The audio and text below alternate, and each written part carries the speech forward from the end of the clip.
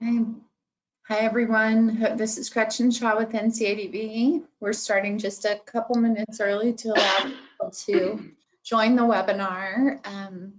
So we're going to be, if you see us playing around a bit, we're just trying to figure out how to do a couple of things. So bear with us and we will start the presentation shortly.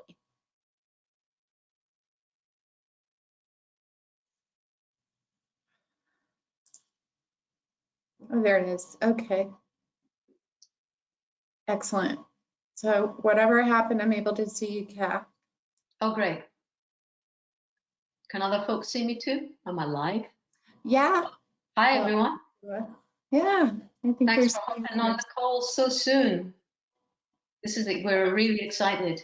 The numbers are growing. We reckon we're going to be sold out and hit the 500 maximum in the next couple of minutes. So thank you, everyone, for taking the time just to show up today. Great to connect with you. Literally. All right. Literally. We've hit the max. Webinar is full. That's amazing. Wow.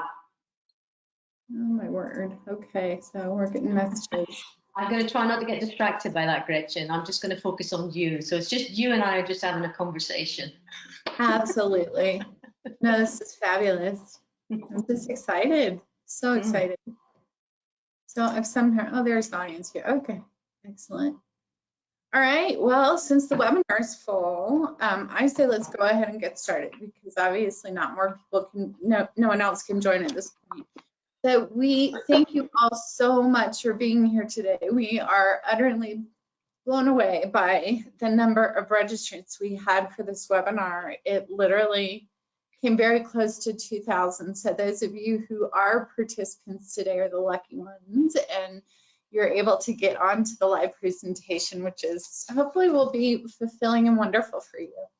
So of course, as we're preparing to begin, if you feel like it, feel free to chat with one another in the chat box and let us know how things are going with you. We also have get familiar with your control panel. We have a couple of handouts for you relevant to the webinar. And then we do encourage you to post your questions in the question box.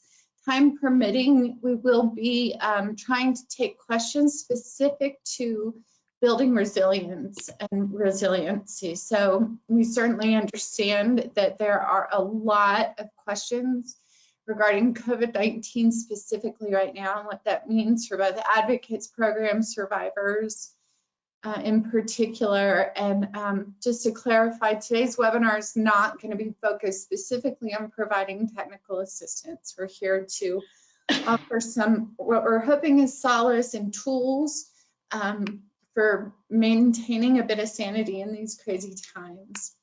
So as I mentioned, here's what your control panel should look like. Your handouts will be listed in the handouts section, and then you can post your question in the question box. We're going to be monitoring that throughout the webinar, and we'll be pausing as we're able to answer some of those. Of course, this session is being recorded, and a recording will be sent to you following the presentation. We'll also be including the PowerPoint slides, the link to the handout, which will be included in the PowerPoint, and a certificate of participation.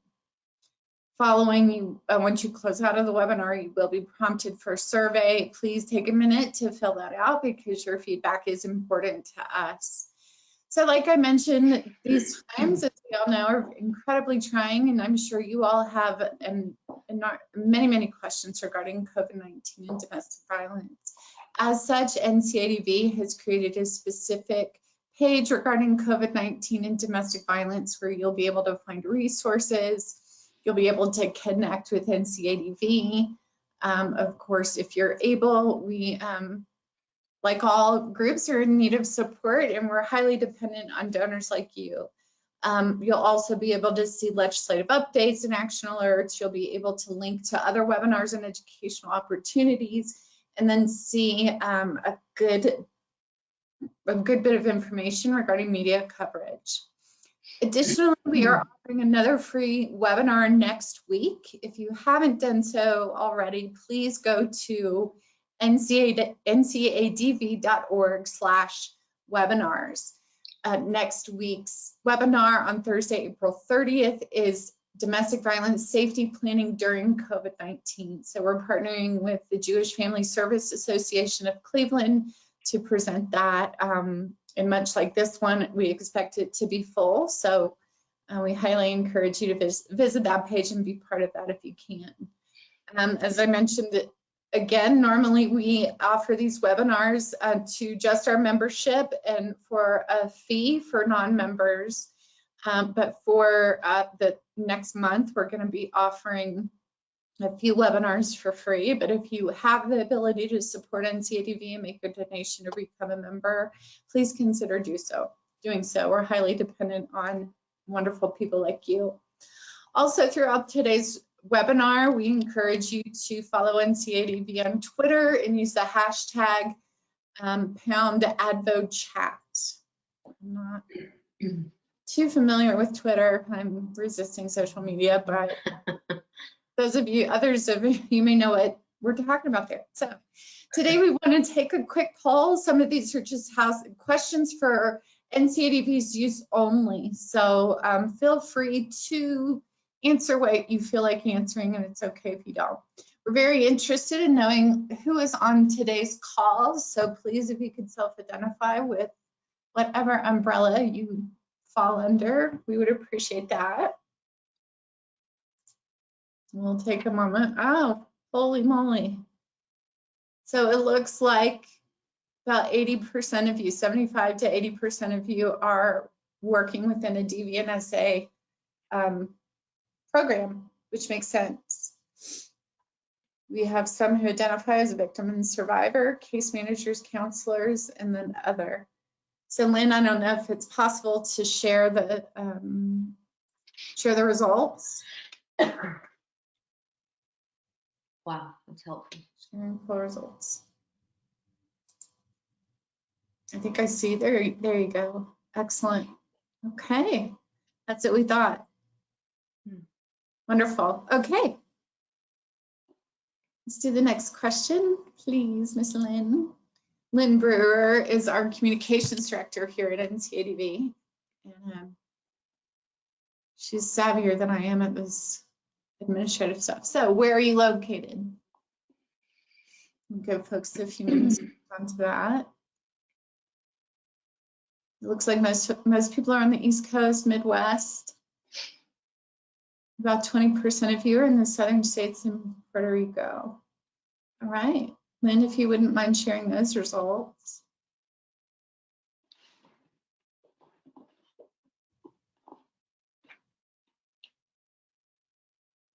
Great.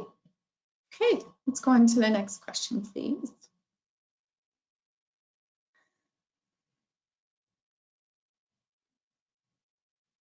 All right, and this is for NCADV's internal use. We often get asked about ethnic identity, racial or ethnic identity of those we serve. So if you feel like answering this, we'd appreciate it, and you certainly don't have to.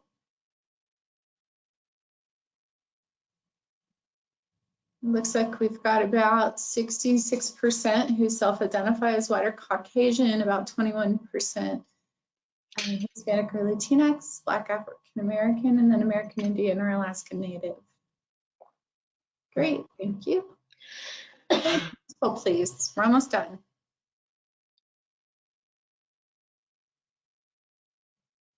And then, yes, it's helpful to know if you live in an urban, suburban, or rural area. Yeah, it looks like most are in the rural areas, followed by suburban and then urban. Lynn, if you wouldn't mind sharing those responses. Interesting.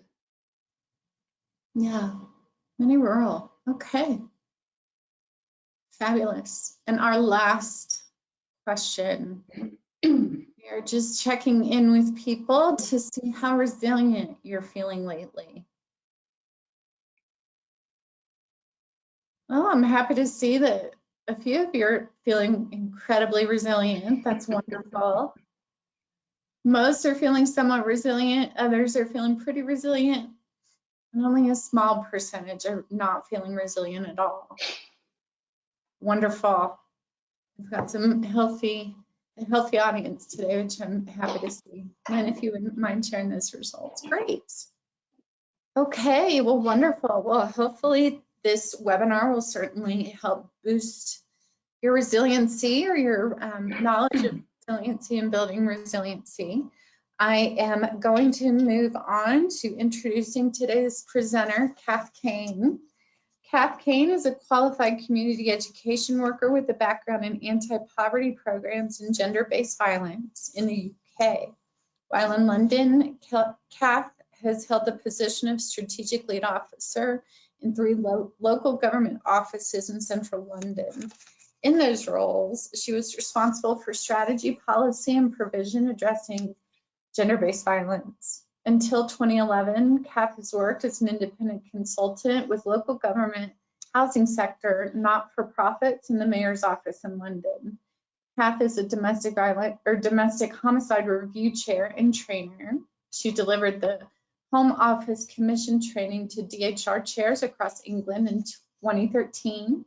Kath is a professional coach specializing in women's empowerment and leadership, and founder of her 90-day signature program, Unshakable Ambition. Kath has worked directly with women, children, and young people affected by violence and abuse for over 20 years. She has extensive experience in the development and delivery of survivor-centered multi-agency initiatives addressing risk in intimate partner violence, familial violence, stalking, sexualized violence, and coercive control. Central to her approach is culture change that challenges victim blaming and supports non-specialist services, offers safer interventions to survivors and their children. So thank you so much, Kath, and I will now turn over the presentation to you. Wow. Hola, everyone. Hi, hello. It is an absolute privilege to be here. Thank you, Gretchen, for that introduction. It did sound very long. I didn't realize I had done so much stuff. So I hope we haven't lost anyone in that long introduction. It's time to wake up. Here we are. We're in the seminar now. It is an absolute privilege to be here to make a contribution to your webinar series. And I have to confess, I have rewritten this several times because the world has absolutely transformed since our initial conversations in February. It was really helpful to get those polls, so I've got a better sense of who I'm talking to and who's with me, you know, who's with us in this webinar. So thank you for that. And what I want to say to everyone out there who's listening, and for those of you that are going to get the recording after this webinar, just the work that you do, the work that you and your professional community do is difficult at the best of times. We know that, and it's now got even harder. There's a huge impact, not only on individuals and children, but on whole family systems and communities. We know that about domestic abuse. And certainly with everything that's happening around the COVID outbreak, that's just making things even harder on families and individuals and communities. And I've worked in frontline services as I've trained as a community education worker in Scotland. I know what it feels like when you're working on the front line. You've got very little resources. It's really tough. It's really tough to do what you want to do sometimes because organisations are quite often stretched anyway.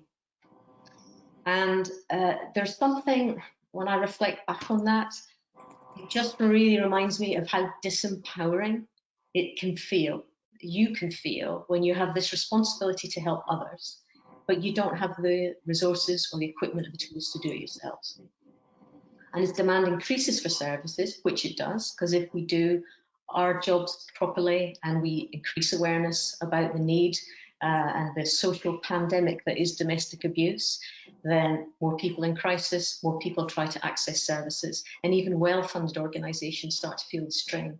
So it's tough. Although I'm not with you exactly in your location, I think there may be some similarities and common shared experiences from my work that I can take into the seminar that's going to help you. Learning. as I said, I trained as a community education worker. I wanted just to say a little something about learning. One of the most useful things I think I absorbed at that time when I was training is learning is not a comfortable process. Learning is a journey.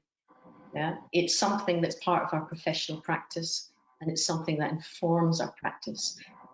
And I can honestly say it's not anything I've stopped doing. Just the longer I'm in this work, the more almost I realize I have to learn. So it's a process for sure. It's a marathon, not a sprint.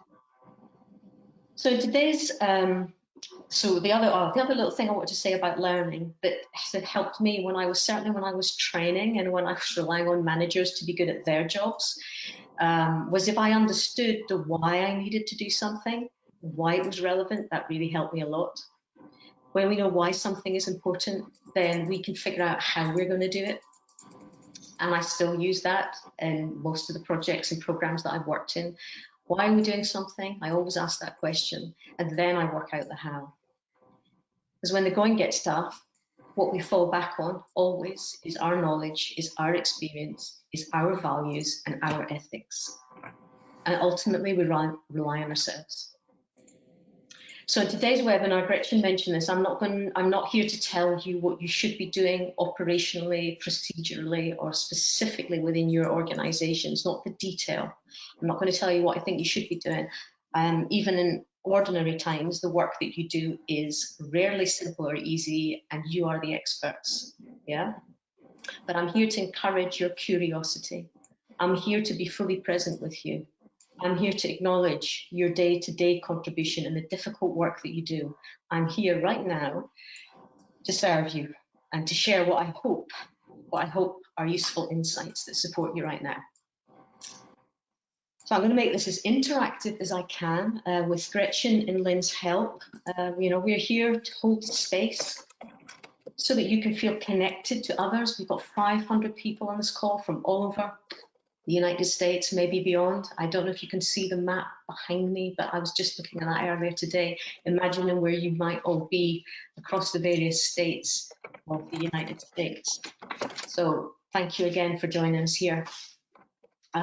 Just before I get into some of the main presentation, I have prepared a PDF document for you of resilience in leadership tools that we're going to make available today, live on the webinar. Is that correct, Gretchen? That's right. Can you repeat that? I was reading a question. How's the chat doing? Is it interesting? It's good. A few people are having some technical difficulties. Okay. That's good. We're just getting into it. Yes, so the PDFs are what you want to pay attention to. We deleted the Word document just prior to the presentation, so if it's not opening for you, just don't worry about it. Okay. But you will get a copy of my Resilience and Leadership Tools, which is going to include some of the exercises and things and information from today. And in that document, there's also a link where you can connect with me on Facebook. So you'll get that information, and I'll remind you a little bit later in the presentation too. So today's webinar, I'm going to share some insights and tools. We're going to have a little bit of Q&A further on, based on some of the questions that you've submitted.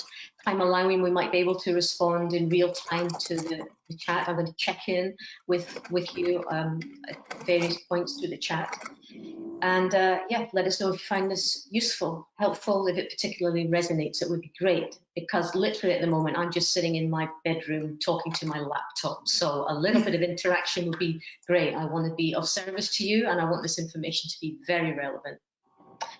Okay, so as I was preparing for this webinar, I said to myself, where can I anchor us, me and us, with the knowledge that this will pass, this strange times that we're in, that this will pass, we can survive, and that there is a fulfilling future that we can build on, that we can build from the rubble, yeah?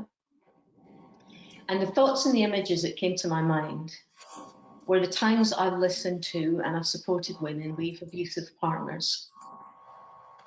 The more dangerous and the more coercive the abuse, the harder and the more dangerous it is for that individual to leave, particularly if they have caring responsibilities. I'm sure many of you know this.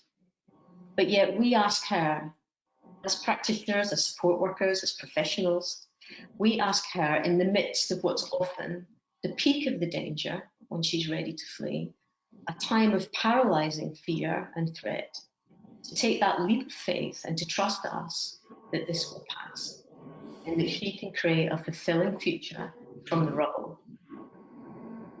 And it just strikes me that there's a parallel here and a teaching moment for us all at a really deep level about the complexity and the impact of trauma on our ordinary abilities to function and to trust and to make decisions.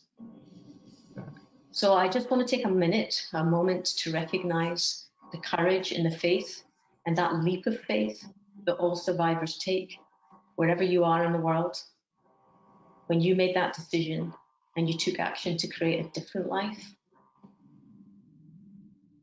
And I want to acknowledge anyone and everyone, whether you've done this personally or professionally, who has listened with compassion, who has listened with an open heart, who has tried to support a family, an individual, that human being or that community on their path to a better, more hopeful future. And from this place of connection, I want to take you into a relaxation exercise. I want to take you into this notion of mindfulness and how we can use this in our practice to ground us. Mindfulness techniques are a fundamental tool for managing stress. I absolutely rely on them, that's for sure. And is a powerful tool for managing what we also sometimes call in this work vicarious trauma. So I'm going to take you through a simple exercise that was given to me by my business associate, Aisha Ali, who is a teacher of mindfulness.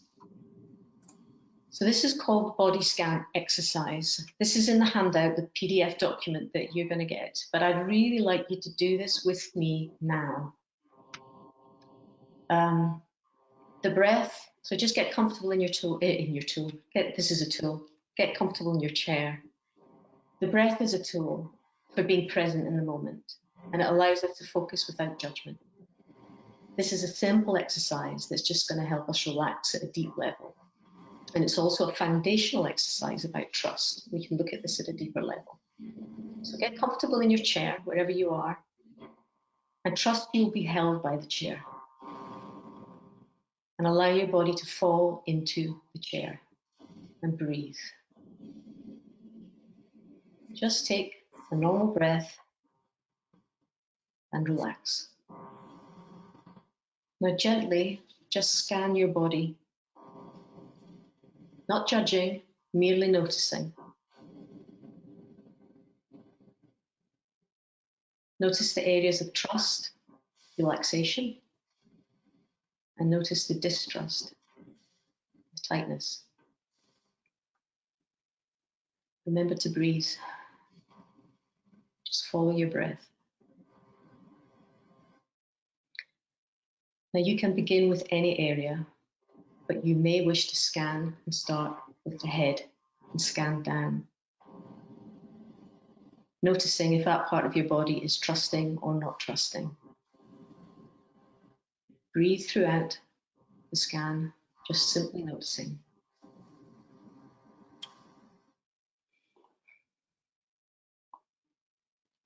Now you can encourage trust by focusing your breathing and encouraging the body to relax. This should be done with kindness and the body adjustment if needed. Just keep breathing just for a few more breaths and trust that you will be held by the chair and the earth.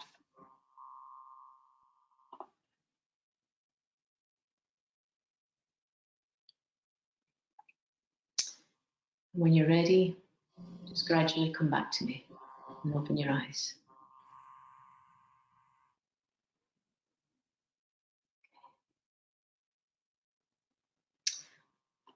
So when I was preparing for this seminar, I really agonized over the question, what can I give folks that's useful and meaningful to them at this time? And I turned to my fellow poet and business associate, Aisha Ali, who I mentioned gave me that exercise. I turned to her for guidance. Aisha is an associate consultant for my business. She has a specialism in heart-centered mindfulness practice and community empowerment work. She's a writer, she's a poet. No, keep on that first slide, Gretchen. Not yet. Go back. First slide. Thank you very much. She is a. Oh, that's it. Hang on there. Thank you. So Aisha is a mindfulness teacher and a writer and a poet, and just generally offers sage wisdom. I'm sure you've got friends and colleagues and women in your community to do that very thing. So I asked her that question, and she coached me with a great question. She said, "What am I telling my audience that they don't already know?" And I keep hearing at the minute, we're in these unprecedented times. And it led me to think, well, where could I find inspiration and connection from history that resonates with the now, with what we might be experiencing now? Or is it really unprecedented times? I guess was the question that I had. Because often, well, sometimes what's in our past and has relevance and teaching and learning comes from that, growth comes from that. So I remember, I'm sure some of you must have seen this movie called Freedom Writers. I think it was made in 2007. And it was based on a book, The Freedom Writer's Diary by Ellen Gruel. I hope I've pronounced her name correctly. And the students that she worked with in high school who compiled this book out of their lived experience and their diaries, their diary entries. She was their English class teacher at a school in Long Beach, California.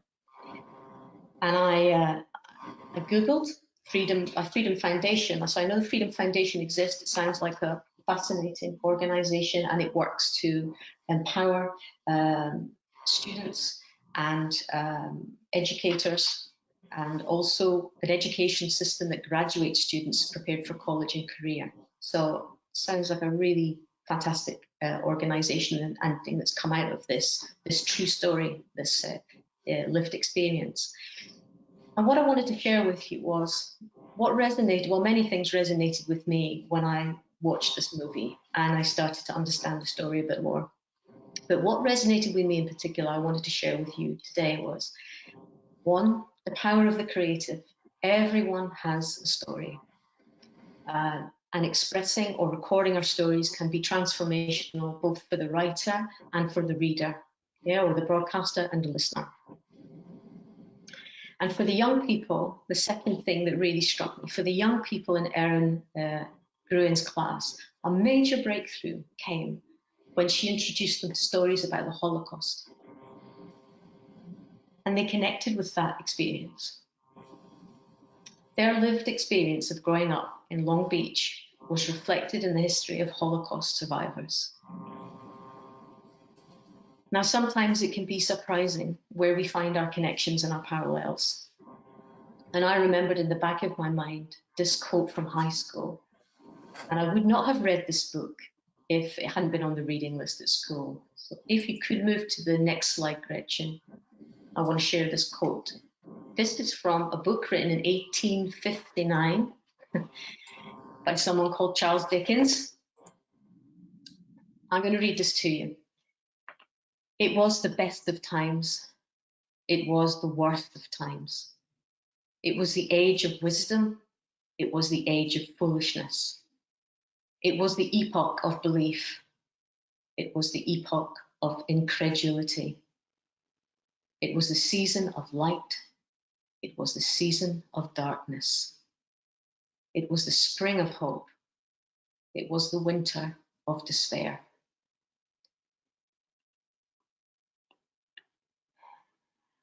Now, I've heard the phrase unprecedented circumstances constantly more recently, but here's something that was written in 1859 and something that I learned at school that just came back to me just now and highlighted for me where I think we are in this very strange place where the normal is not normal What we knew doesn't really exist anymore in quite the same way. And there's many, many contradictions. But out of this winter of despair or this darkness, there's also a light. And we can also see the creativity and community and the coming together and the humanity in folks. So I just wanted to put this to you, that even in dark times and difficult times and things that we may think are unprecedented and never happened before, there is quite often someone who's gone through it. And quite often poets and writers and creatives can give us some comfort when we're trying to navigate these hostile territories. So I'm inviting you now with me just to consider where this may be relevant, where this might be some source of inspiration to you at this minute, or be reflective. Maybe it's acknowledging how you feel. Maybe it's reflecting some of the confusion that you're seeing in your life and in your work at the moment. Because our situation is unusual, and we may not have experienced this level of fear and uncertainty that connects many of us just now. But it is not an unprecedented reality. Because this time that this book was written around the French Revolution, that was a time of dramatic and violent and terrifying political and social change with many, many deaths. And when we think of war, we think of natural disasters, we think of sexual violence and domestic violence. You know, these are often unprecedented levels of terror and fear that individuals are living with. So when we continually go over negative stuff, emphasizing the danger and the severity doesn't help us. So I'm inviting you just to open your mind to the possibility that even in some of these dark times, there's some real light and creativity and opportunities for connection that can enhance how we feel.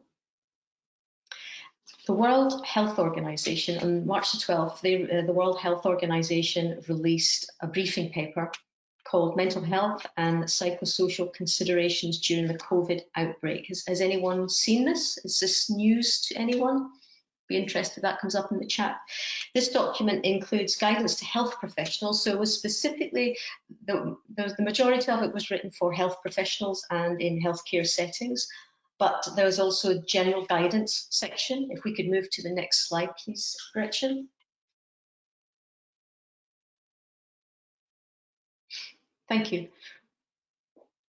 So under the general population guidance, item number 3, if for the thorough people that want the detail, it's number 3 on their list.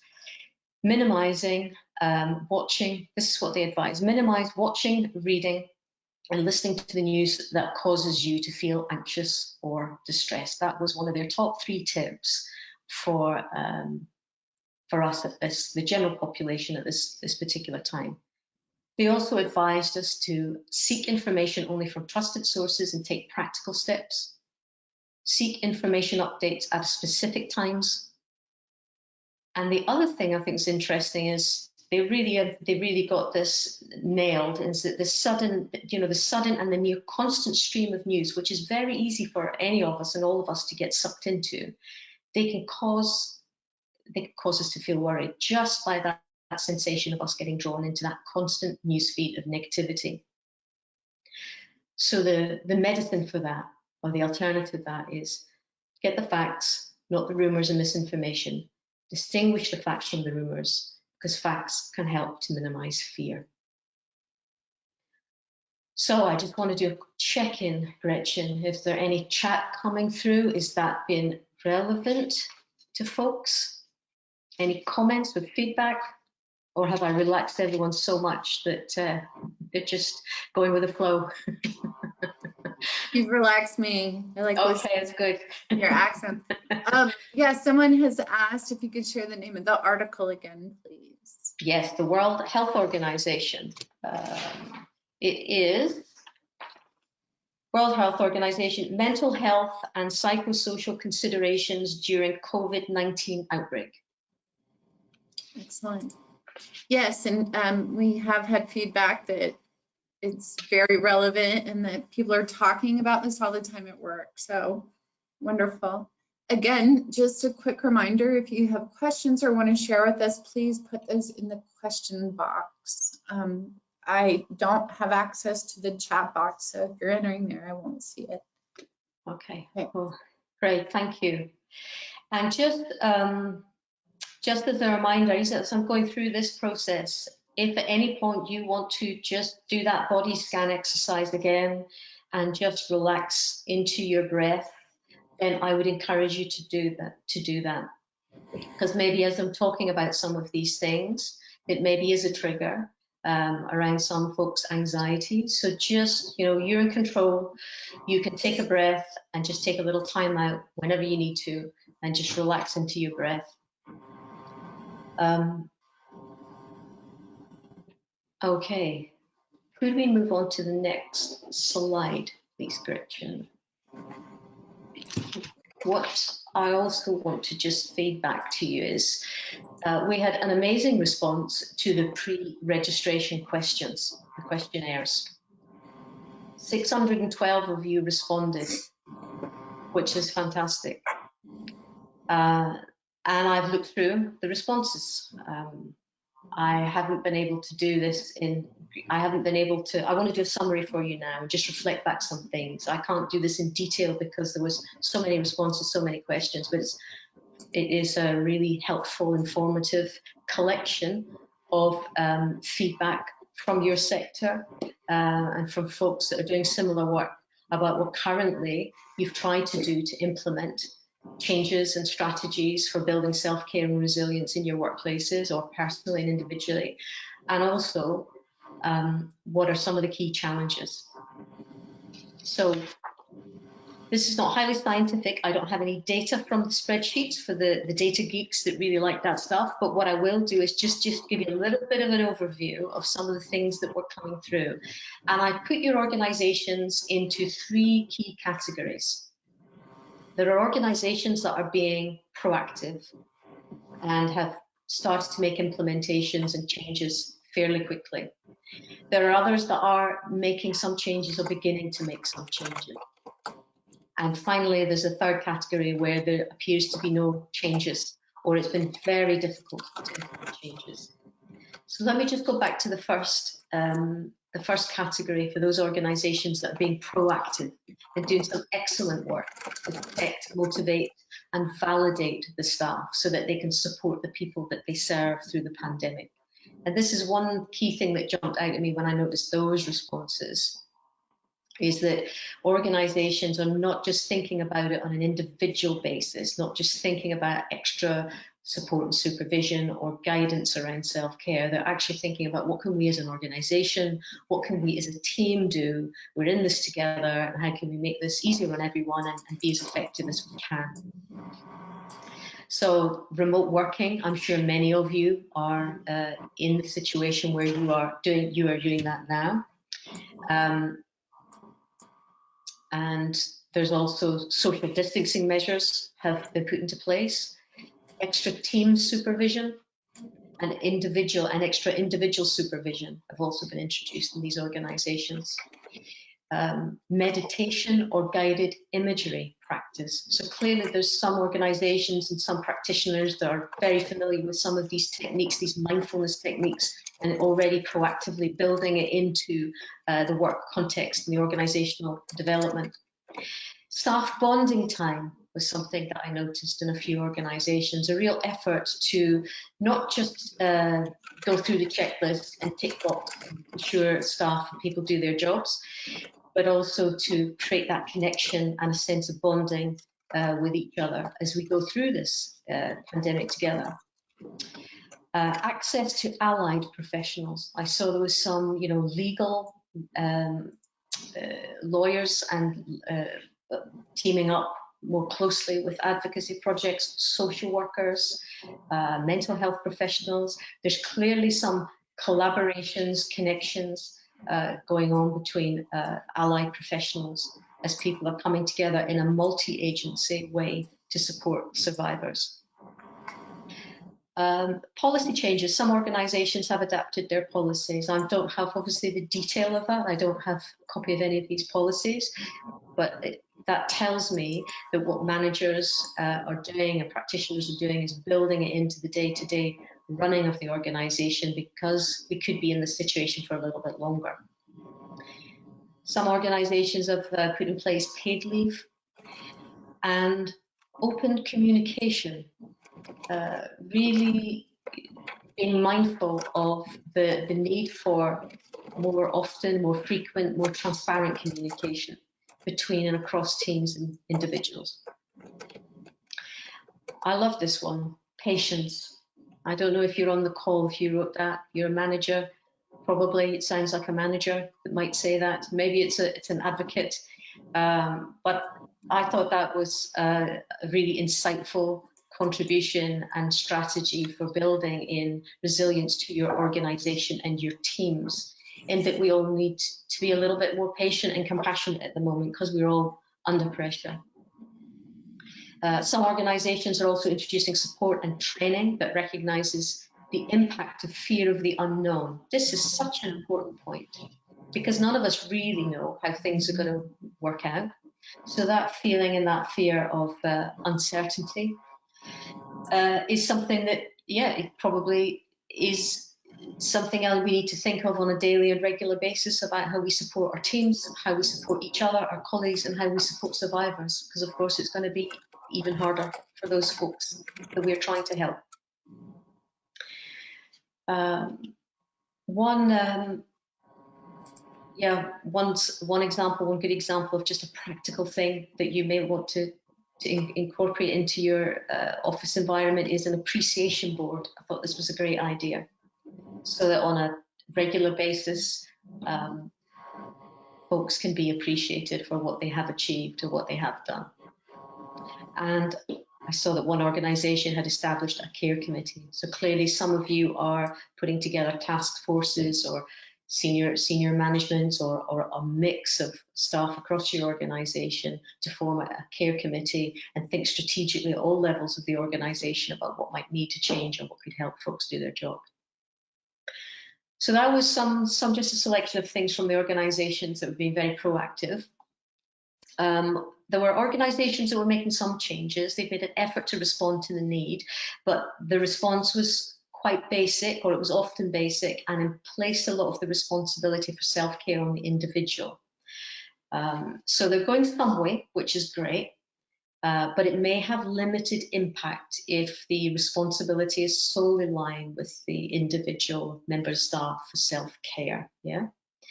So things like online information are good and useful. Some organisations were sending out self-care reminders to employees to access mental health services, but it was, again, elective. It didn't seem like it was something that all employees were expected to do, or that there was particular follow-up from management. So I know it's really difficult when there's so many other things going on, but online information on its own without the connection and the human connection or the support of a manager to help access or implement some things, you may find that you have limited success in terms of that being of benefit across the organisation.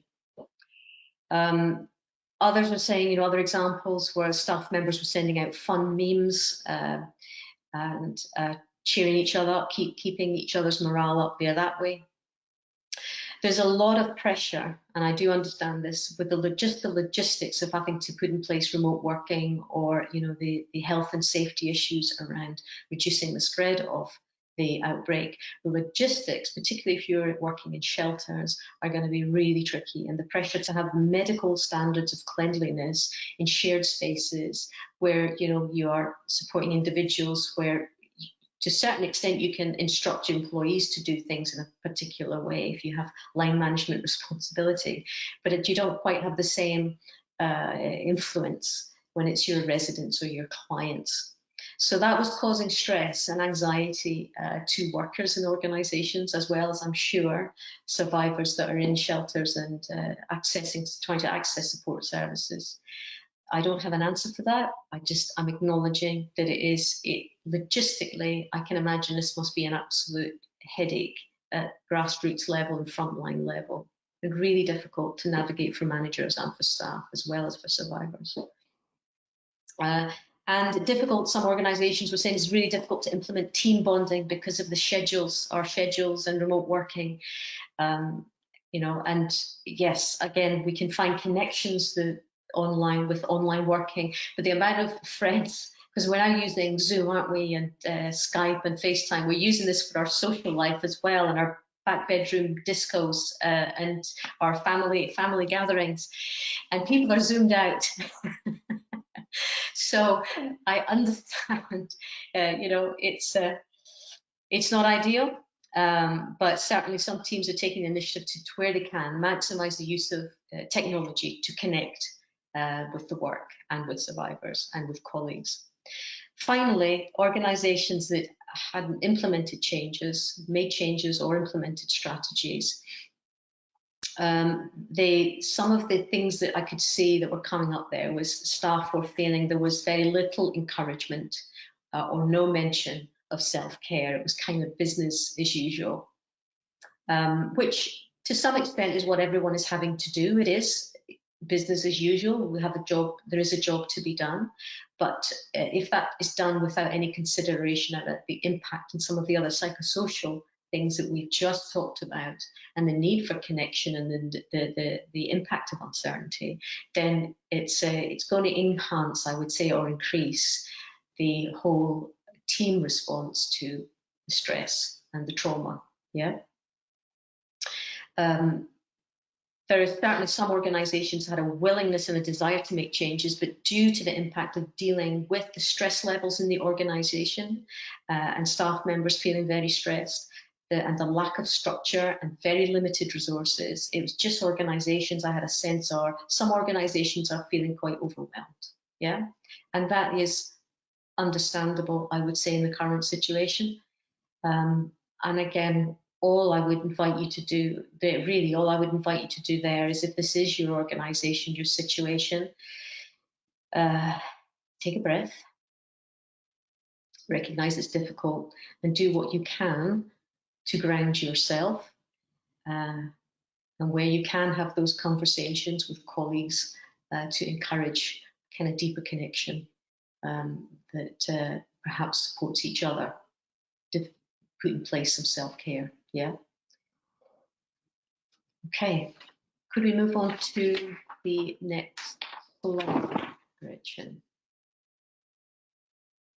Yes, I just wanted to mention that we've really got some good responses. Oh, have we? Okay, all right. Actually, go back to that slide. Don't go on to that next slide just yet. Okay. Let's just check in with the chat. Yep. Oh, sorry. I'm still learning all this. Yeah, thank you. No, sure. go back. Oh, wrong way.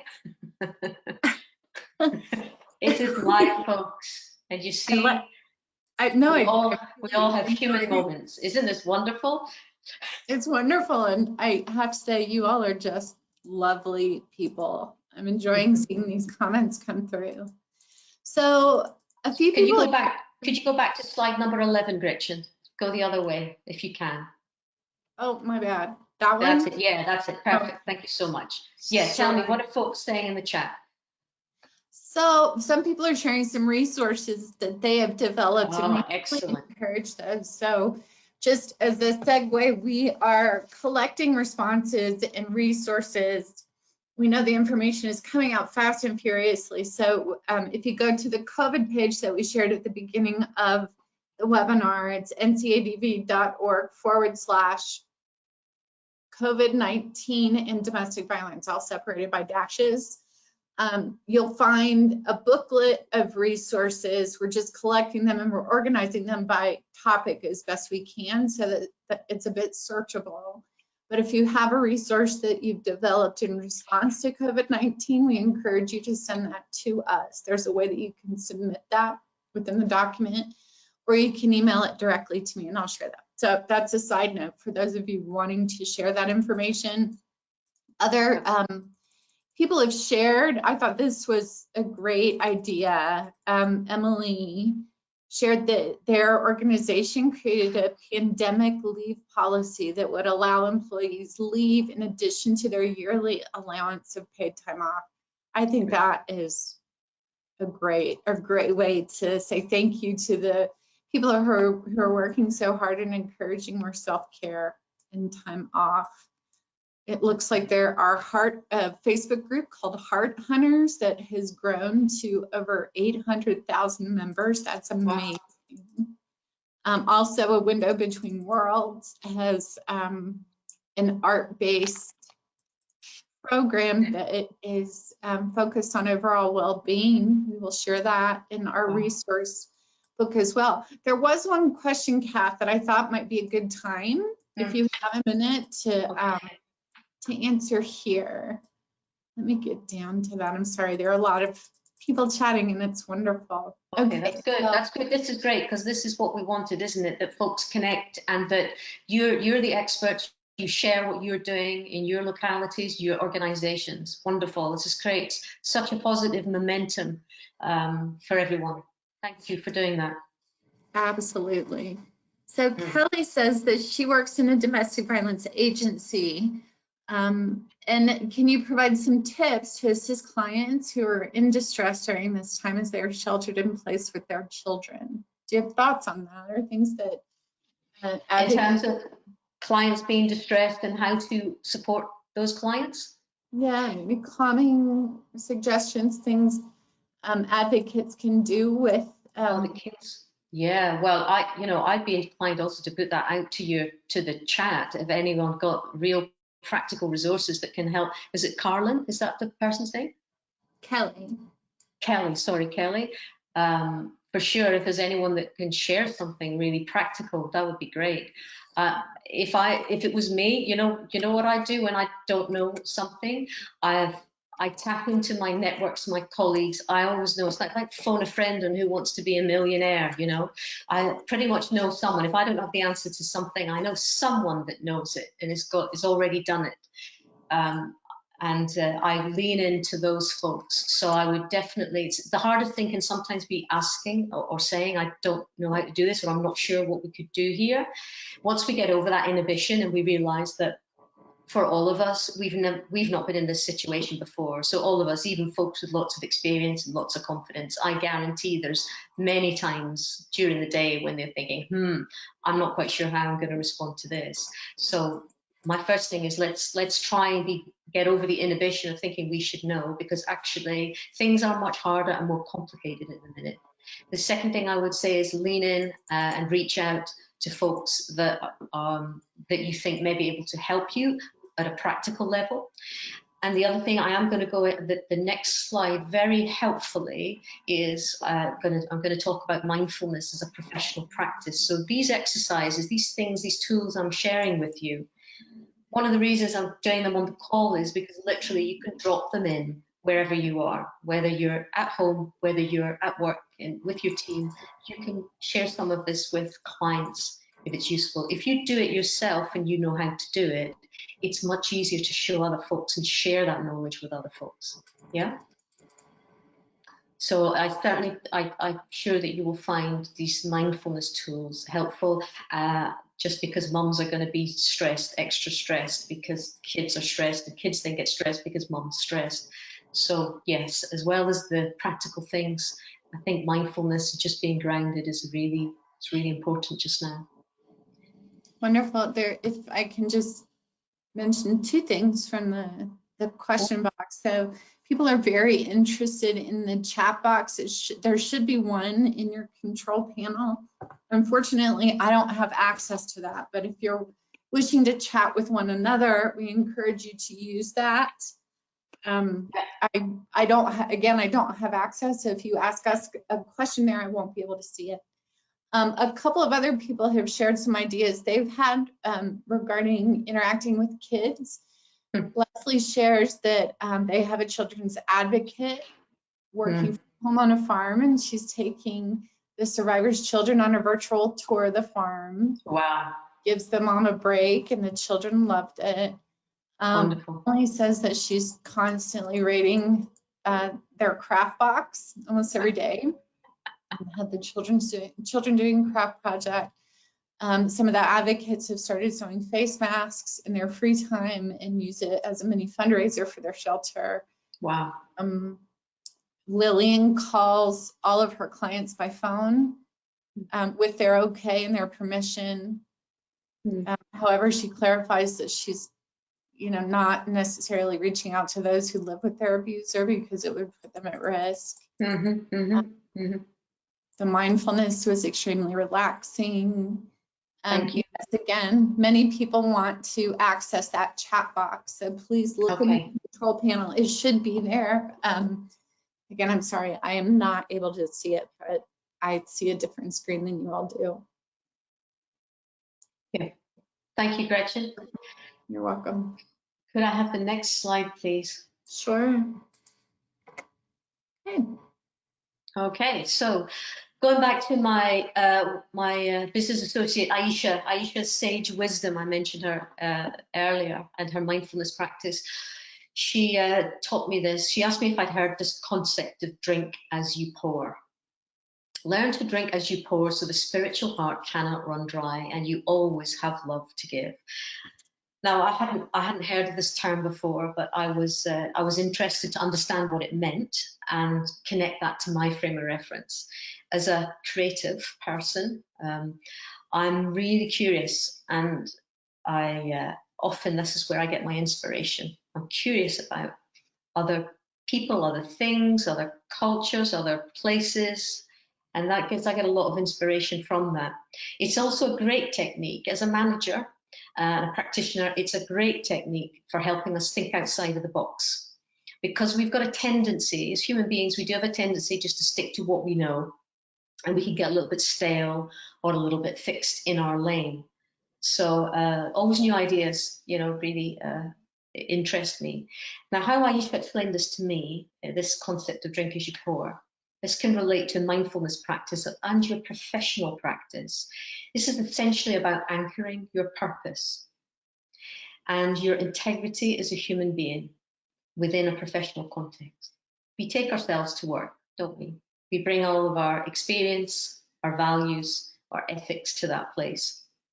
So this concept of drink as you pour invites us to consider our self-care and our ability to be resilient as just a constant cycle or process of nourishing ourselves so that we can support survivors effectively. Now, if we think of it in this way, we think of it as a principle or a practice, then it ceases to be something, it stops to be something that we just add on to our day, which is already a busy day or a very long to-do list. It becomes core to how we work.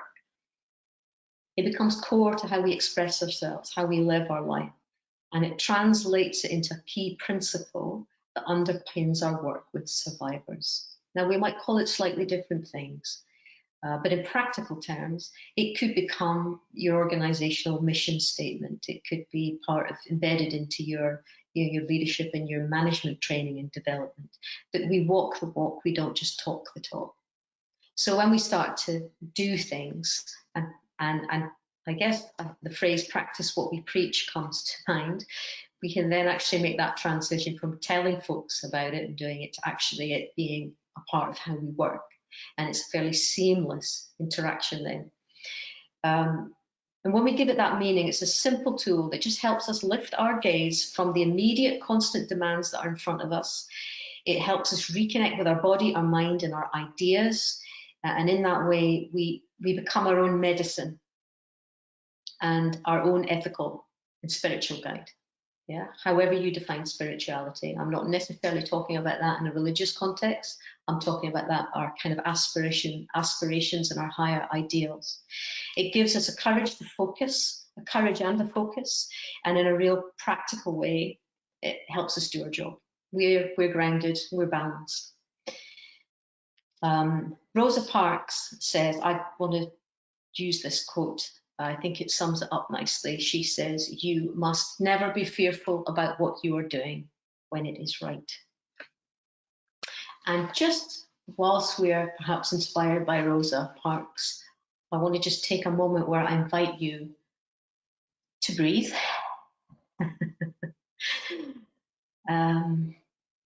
And I'm going to invite you to activate a positive feeling in you right now through visualization. To activate a positive feeling such as appreciation or joy or love. Think of a special person, a family member, maybe it's your pet, You might recall an enjoyable occasion or a special place that makes you feel good inside. Try to re-experience that feeling now. Just imagine it. And really connect with the joy, the appreciation, and breathe.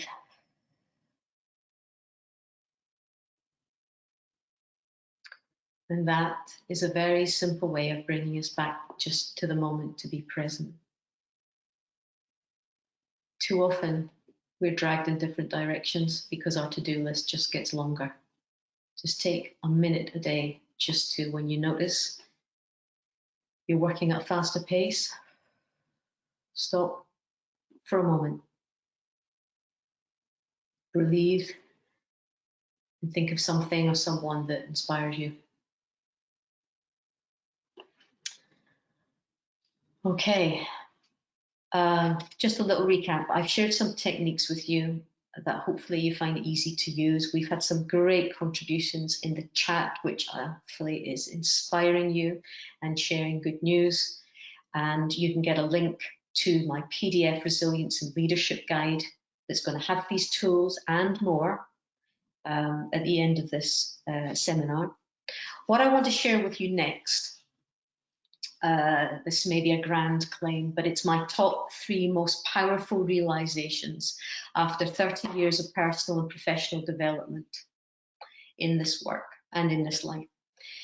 It's been a bumpy ride, those 30 years at times, but these realizations absolutely continue to help me, keep me grounded. I rely on them. I come back to them, particularly when I'm in difficult territory or when I'm basically wondering what the heck am I supposed to do here? Yeah, because that can be an unsettling feeling. Could you go on to the next slide, please, Gretchen? There we are. So we work in a context, a challenging context, and resilience. And I just want to just look a little bit at what resilience and vicarious trauma means in this context. When we are supporting others in distress, there can often be a compelling feeling to help or to rescue, to alleviate our own feelings of helplessness as we witness someone else's distress. This feeling of helplessness is actually the main source of our anxiety. The profound emotional discomfort of feeling helpless may drive us to look for quick fixes or make rash decisions, often with the same kind of disappointing result: a continued underlying toxic anxiety, or fear or exhaustion that just sits with us. The key to preventing this toxic cycle of stress, because actually we can become a little bit numb to it because we get used to higher levels of stress. The key to preventing this toxic cycle of stress is to stimulate our own organic inner pharmacy, our own body chemistry, our biological resistance, regardless of what's happening around us, regardless of those external factors, so that we can be grounded, we can be nourished, we can be protected from the toxic stress that's in our bodies. So maintaining our well-being is crucial, not only for our health, but it's crucial when we're working with others in distress who are relying on us. So for me, this is the meaning of resilience, is that energetically, our mind, our body, our spirit are all aligned, unconsciously working together with our immune system to protect us against these toxic experiences. Now, knowing this allows us to plug into an endless supply of what I would call authentic personal power and calm. We can keep ourselves calm irrespective of what's happening around us. It doesn't mean we don't ever get anxious or stressed, but we get better at noticing when it's happening and have strategies that we can put in place sooner to minimize the impact on us. And in this place, when we're in this place of calm, we are more patient, we're more kind, we're more useful to ourselves and others. Does that resonate with folks, is my question. I can't quite see the chat. I'm trying to concentrate on talking to you. So by all means, Gretchen, let me know if this is, could we move on to the next slide? I'm going to share the next point with you. That's number Yes. one. Yeah. Oh, is it? It's resonating with people, so please, yes. Okay. And if I'm not talking, I'm trying to talk not too quickly, but equally not too slowly that we all drift off to sleep. So good, that's good if it's landing. Excellent. Okay, so number two, congruence. I want to share this insight with you. Our values and our idea, and these insights have come from me, from my personal journey as I've tried to do things better and get things right, and also tried to reduce the impact of stress on my physical health and well-being. Our values and our ideas help us navigate through hostile territory where we would otherwise feel lost. Yeah, when we're in a place that feels unfamiliar and strange. It's our values and ideals that can help navigate through what is unfamiliar territory. The profound discomfort of feeling lost or broken will often drive us quickly to look for a relief, to avoid that sensation. We're trying to get away from that feeling. We try to escape these feelings of collapse with often the same kind of exhausting outcome, an inner critical battle between our thinking and our emotions. Now that's what I call heading for burnout. That's conflict. When we have that inner conflict, that is a definite trajectory for burnout. Because day-to-day things take more effort. We feel like we have to push things forward rather than feel the pull of wanting to move forward. So if you want to avoid burnout, definitely listen to this point or get this figured. The key to preventing this pain, is to find peace with our frightened self, regardless of what's happening around us. This frightened self is really a useful, helpful part of us because it's often the voice that tells us, I don't know if I want to do that. It feels a little bit scary or it feels a bit uncomfortable. So it's important that we listen to that voice, but we make peace with that part of us so that we can continue to trust our choices and our decisions. Because when we're in conflict, decision-making gets harder. Yeah, is this resonating? So the natural alchemy of intuition, emotion, and knowledge working together is a really, really powerful navigation system. Yeah. And for me, this is the meaning of congruence, that we heal the split and we recover this loss of trust internally by amplifying, by increasing our confidence and our power to make the right choices for us, whatever the situation.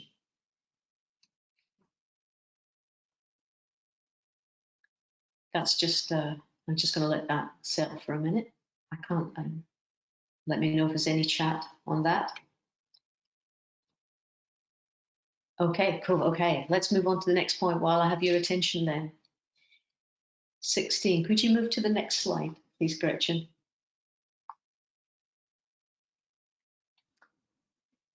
That work?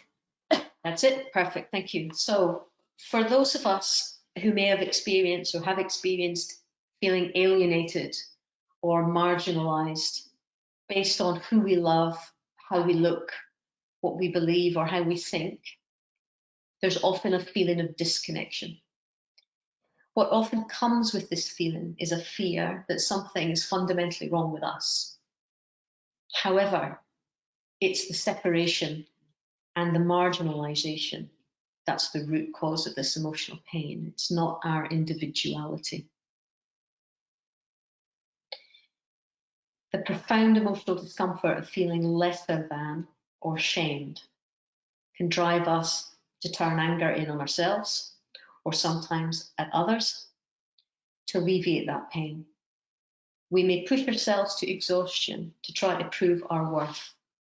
We might hide our real self in order to fit in or gain the approval of others, all with the same disappointing outcome. We suffocate that authentic part of us that makes us unique.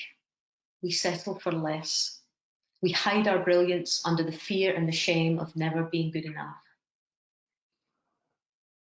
So the key to preventing the pain of shame is self-acceptance. Yes. Learning to love those parts of us that others have taught us to hate. Live a full life on our terms, not a half life based on others' expectations. To be true to ourselves and to truly know ourselves. So for me, this is the meaning of wholeness. Brené Brown calls this wholeheartedness, doesn't she? She talks about living wholeheartedly. It's recovering that lost part of self from within, embracing the notion that what makes us different also makes us wonderfully unique. And as we express that level of self-acceptance, we claim our space, we hold our own, we galvanize others. The very nature of advocacy work, or any work with a social impact, requires a wholehearted approach. It requires us to show up, to lean in, and that just got harder in the last few weeks. And also, survivors are really good at spotting when we're not being authentic, when we're not being transparent, and when we ourselves are struggling. Yeah? I want to check in at that point, Gretchen. Does that resonate with people? Does that make sense? Or maybe with you. I'm interested to know your view, Gretchen, if you have one. It's, yes, we got a response. Wow, just wow. Yes, okay. People are really it's resonating with people. There was also one person who asked if you could give an example of finding peace with your frightened self. Oh, that's a great question. It happens. It happens a lot.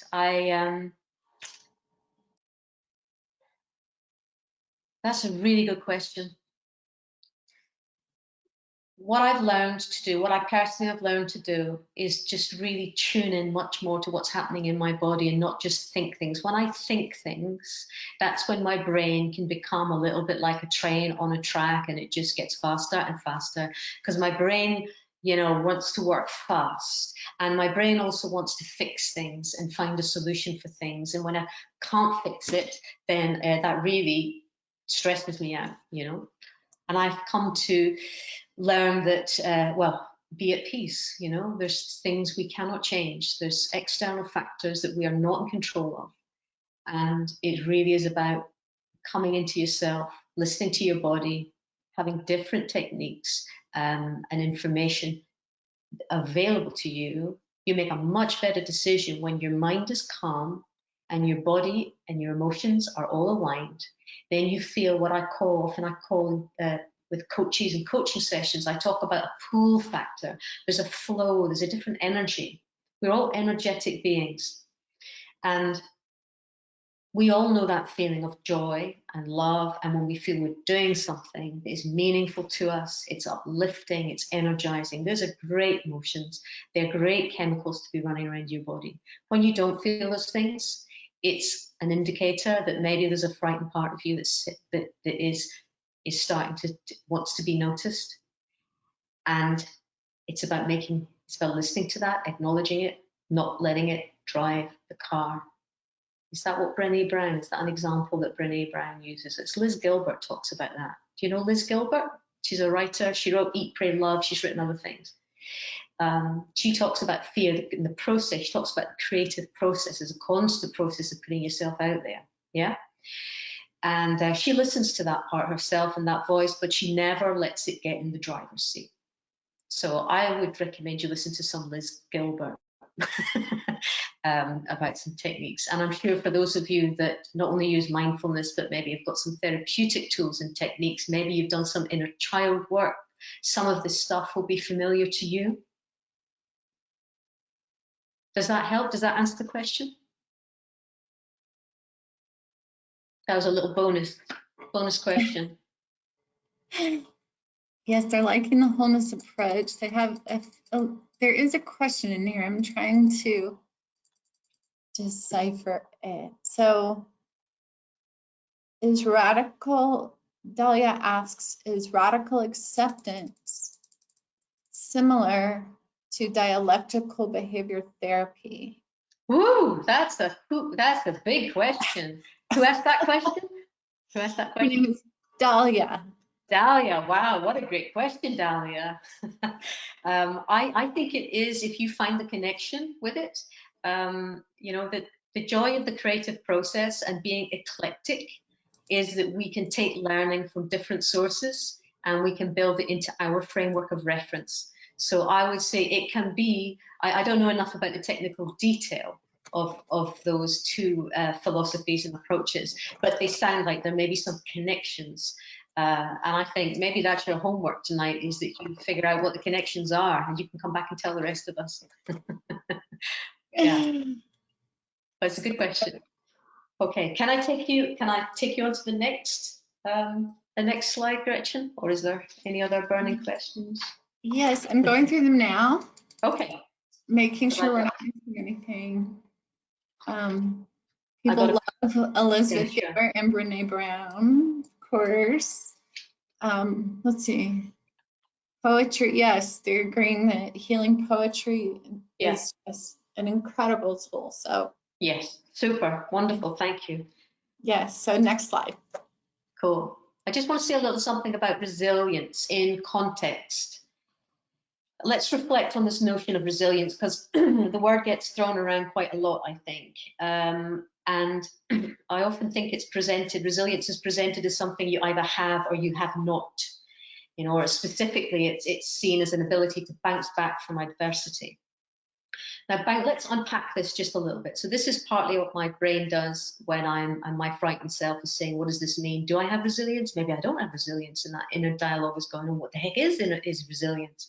So I think let's just reflect on what is resilience, and what does this bouncing back mean? Because bouncing back implies it's relatively easy or fairly immediate, which of course implies if you don't bounce back, then you're not resilient, which it's a very negative-based approach to thinking about resilience. It's not a strength-based approach. When I think of cultural and social scripts, what I grew up with in my hometown, does everyone know what I mean by that? You know, just the messages that you grew up with when you were a child, or, you know, and in society. There's key things that you pick up and you hear. Consistent message that I received in relation to going through difficult experiences, because there's almost an acceptance that life is going to be difficult. As well, you just have to pick yourself up and get on with it. Right? It's a very flippant, well, you know, happens to us all, you've just got to pick yourself up and get on with it. And I love listening to Brene Brown when she talks. She's a great storyteller, and she talks about the cultural scripts that she grew up with as a Texan growing up in Texas. And she really can make us laugh and connect with that experience at that level. And she talks about being tough, not just falling down. There wasn't even an option to, you know, bouncing back. There wasn't an option to fall down. So, you know, you wouldn't bounce back. You just had to be tough. And if we listen, we can hear similar things in a range of cultures and societies, you know. So when we work with trauma, particularly complex post-traumatic stress, traumatic events have already overwhelmed the whole body system. And whether you've experienced abuse directly yourself or not, in this work, vicarious trauma is a risk for sure. Our system may be in a constant state of alert, and even non-threatening situations feel anxiety-inducing or dangerous. Therefore, some strategies that might work in other ordinary contexts, if I can call them that, won't necessarily work when we're working with trauma in this level. For example, I'll give you a really practical example. Has anyone ever calmed down when they've been told you just need to calm down? Has that ever worked for you? You know, or another phrase I hear, well, you just fake it till you make it. That's when you're absolutely terrified. It's not quite as easy to do that. So in Trauma in Recovery, if you don't know this author and this book, I would highly recommend it, that you do get a copy. Trauma in Recovery by Judith Lewis Herman. She says, traumatic events are extraordinary, not because they occur rarely, but rather because they overwhelm the ordinary human adaptations to life. So we need a more compassionate, sophisticated way of understanding how to model, how to build, how to manage, and how to implement strategies for resilience in ourselves and in our organizations. So I'm going to invite you just now, you have a think about what that might look like for you in your particular environment, and how you could build upon that internally for yourself and also for your organization. Clinical psychologist Meg Jay, beg your pardon, she talks about this notion of bouncing back.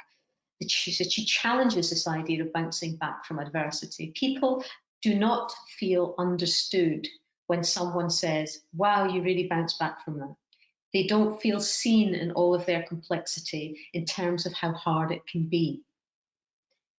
Instead, she describes resilience as a heroic struggle. It's really a battle. It's not a bounce, she says. It's an ongoing process that can last for years. So the strategies that we choose are not only affected by traumatic events, but by the social, cultural, the economic, environmental systems that we've all grown up in and exist in. Whether we feel connected to them or not, whether we believe in them or not. And I like to think, well, I often say, I consider domestic abuse or gender-based violence. It's not an individual issue, but it is a social problem.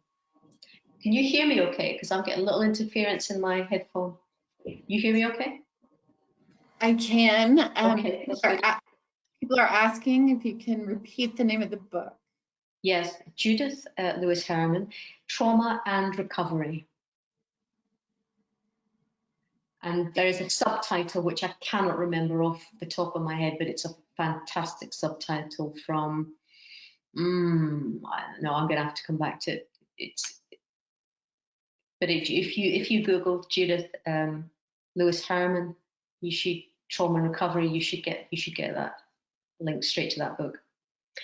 So many of the systems that you're working with and within to do your job, you know, are. Let me take a breath before I say this. In my experience, a lot of the systems that I have worked within to do my job, to do my work, are broken or they're buckling under the strain. When things aren't working and we are constantly exposed to things that reflect our disappointment, then empowerment just becomes so much harder to achieve for us as professionals, as well as for the survivors that we're trying to support. Does that make sense? We are constantly or often in situations where we feel disempowered. Yeah. Sometimes those things that disempower us are quite invisible, and therefore any advocacy or support that we try to do with an individual or a specific community is really complex. It's not a quick fix. And our frustration can come out at the individual because they're not taking our advice. Maybe they're not telling us everything and we think they should. Maybe they're not behaving how we want them to behave. And then maybe I'm being a little bit tongue-in-cheek here, maybe they're just messing up our to-do list. We had a list of things we planned to do this day, and boom, something just come up we've had to deal with. This is part of the impact of vicarious trauma when you notice those feelings of frustration. So I encourage you and invite you to just notice when that's happening in yourself, in your body, when that judgment of others is coming in, or that impatience with others. Because if the survivors that we work with, or the families and the communities we work with, if they don't believe that we understand them or the situations that they're managing, they are not going to trust us. They will not trust you enough for you to be able to help them in the way that they need helping, the way they need help. Please go on to the next slide, Gretchen. I just want to roll quickly into this next one and then I'll check in. Conscious of time. Empowerment. So I thought this is a helpful quote from Erin Murphy-Graham. She is an academic and researcher in the education department at the University of California. She explains it like this. Education does not automatically result in women's empowerment, as the social and economic context in which women live can pose overwhelming constraints on their choices. So I'm going to invite you to think about this and put this to you. We are all somewhere on a scale or a continuum of privilege and disadvantage. Different things depending on our circumstances and the combination of those circumstances. Kimberly Crenshaw's work on intersectionality is a really valuable tool for organizations. You're supporting marginalized individuals and communities, just generally about your awareness of intersectionality. If you understand how disadvantage affects families and individuals seeking help, then you can make your organizations and your services more accessible to the people that really need your help. So we understand the concept, when we understand the concept of inequality and intersectionality, our job then as managers, as leaders, as advocates, is to make that work, put that into practice within our organizations to reduce those barriers for survivors accessing our services. Could you flick to the next slide, Gretchen? And this may help you. It's a diagram that may be of use. This will be in the PDF handout, the PDF document that you're going to get, Resilience and Leadership Tools. In her book, Resilience, Elizabeth Edwards discusses adversities that she's faced. Many of you may know her. She's a high-profile figure, a public figure. Well, she died, I think, of cancer a few years ago. The diagram below is a good checklist to assess levels of resilience. Now, in coaching, I sometimes use a wheel of balance to help folks understand where there's imbalances in their life-work balance. This diagram struck me as a useful tool that you may be able to use within your organizations or with yourself. It looks at those 4 different dimensions.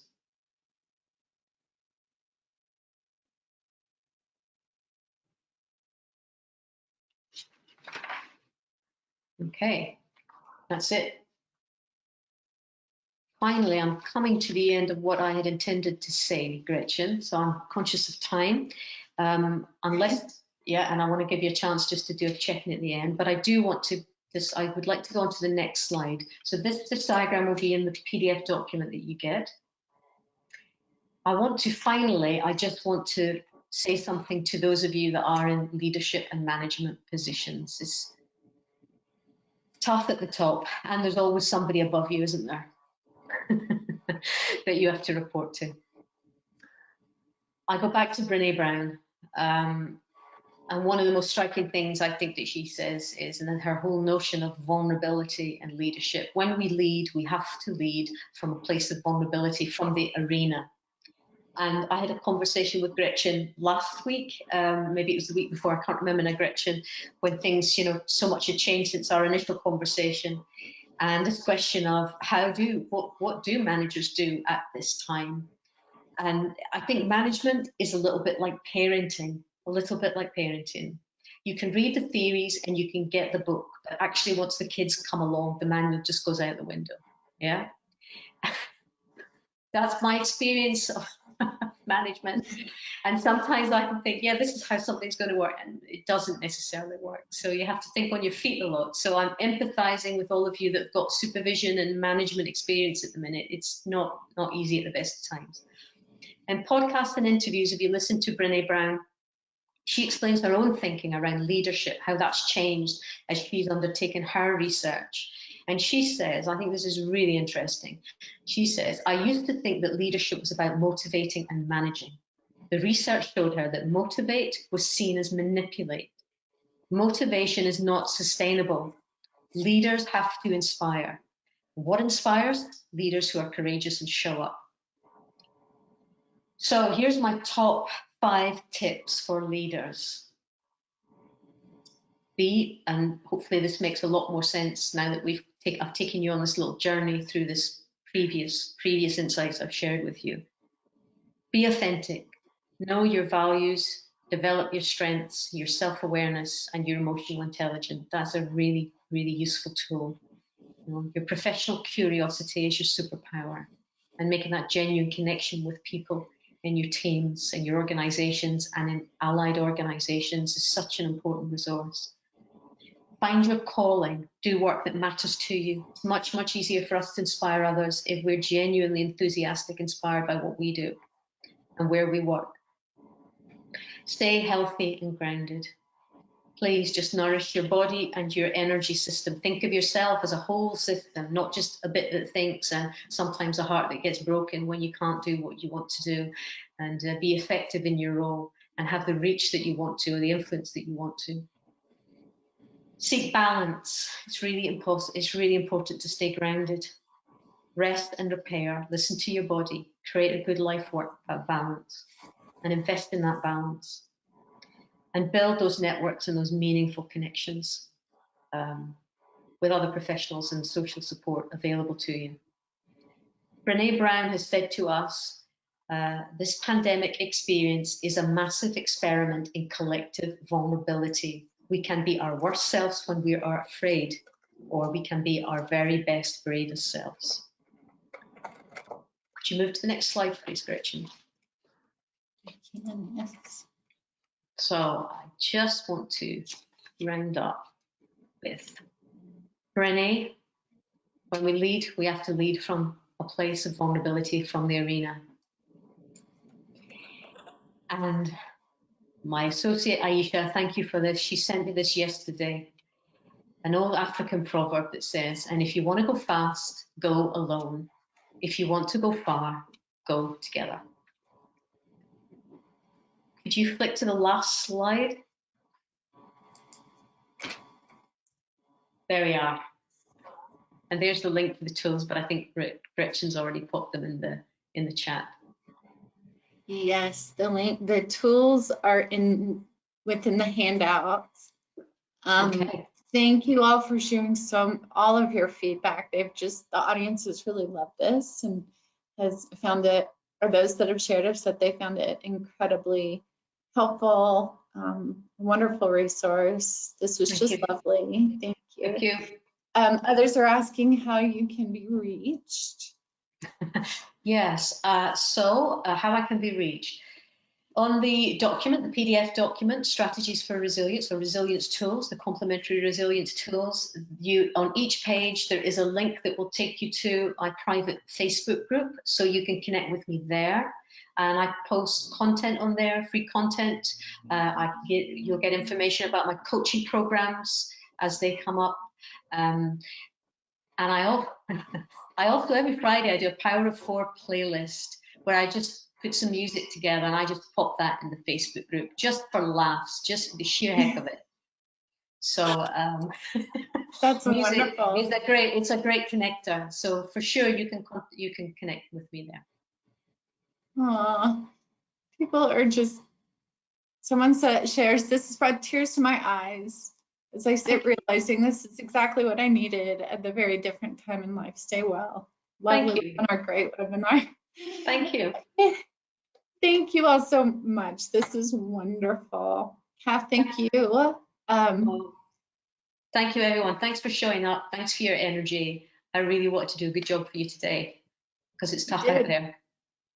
You did. They're living it. So just as we close out the webinar, we're at our hour and a half. So, and people are not asking questions, but just sharing that they really needed this.